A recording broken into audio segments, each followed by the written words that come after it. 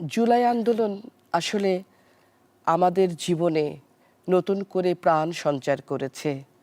আমরা ফ্যাসিস্টের যে আগ্রাসনে একেবারে দুমড়ে মুচড়ে গিয়েছিলাম, নিজেদের বাক স্বাধীনতা হারিয়ে ফেলেছিলাম, আমরা কথা বলতে পারতাম না, আমাদের সমস্ত রাষ্ট্রীয় স্বাধীনতা, ব্যক্তি স্বাধীনতা খুব কঠোরভাবে আমাদেরকে কষ্ট দিয়েছে। আমরা পারিনি নিজের কথা বলতে।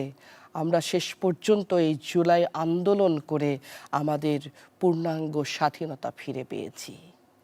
আমি শুনেছি সেই সোনালি সকালের গল্প, যেখানে রজনীগন্ধা ফুটেছিল স্বাধীনতার স্বপ্ন নিয়ে।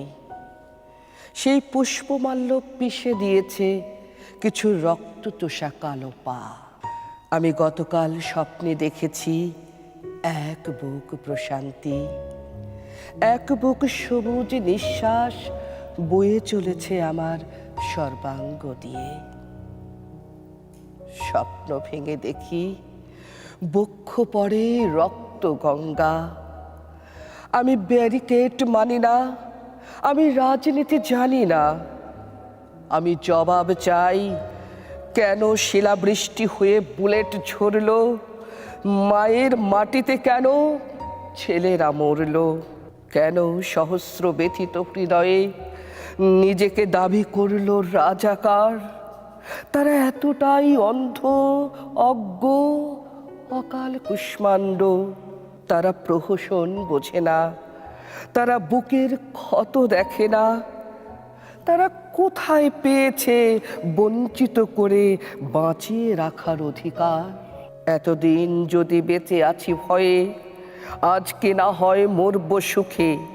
রক্ত থেকে ফিনিক্স হয়ে উড়ব সবাই স্বাধীন বুকে। আমি শুনেছি এই লাখো আহতের অশ্রু বেদনা। কাল রজনীগন্ধা ফুটে উঠবে সবুজের প্রত্যাশা নিয়ে। প্রাণের দাবি মুক্তি পাবে, বাঁচতে পাবে সবাই।